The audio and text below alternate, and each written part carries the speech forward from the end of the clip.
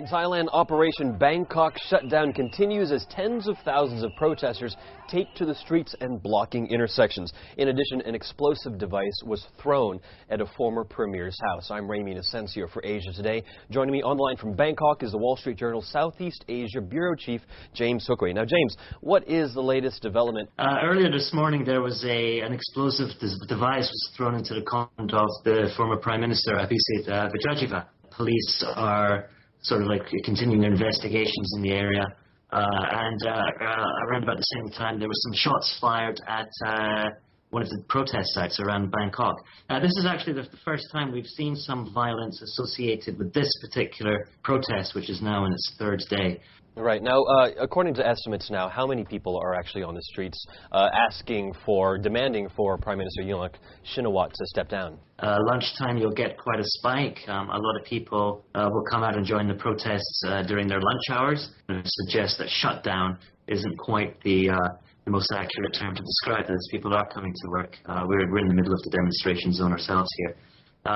Then in the evenings, you'll get a large surge of flowing into the area to listen to rock bands playing, rappers, DJs, all sorts of street performers, and of course to hear speeches. And that's when the protest numbers get up to the high tens of thousands and even 100,000 odd people. Right. Now, it sounds sort of like a temporal shutdown based on the time of day, as you say. I'm curious, though. In 2010, I covered the last protest there, and it seemed like there were only pockets of violence, pockets of unrest. What are you seeing now? Is it more widespread from 2010? This is rather different. The atmosphere is very peaceful at this point, rather celebratory in nature in many respects. But there is a risk that around the periphery of this, there could be some incidents as people stage drive-by shootings and so on. And this is something we've seen in previous months also, not just in this particular protest, but in other sites around the capital before the shutdown began.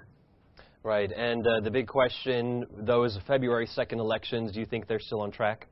Themselves might be on track. Whether the Thailand will be able to form a parliament, that's looking a little bit unlikely at the moment. There needs to be 95% of constituencies need to be able to return a member of parliament. Only 94% have managed to register any candidates. All right. Well, watch this space. We still have a couple weeks left until those elections are at least supposed to happen. The Wall Street Journal's Southeast Asia Bureau Chief James Hukwe, thanks so much. For more on that, head to thewallstreetjournal.com. I'm Raymond Asensio in Hong Kong.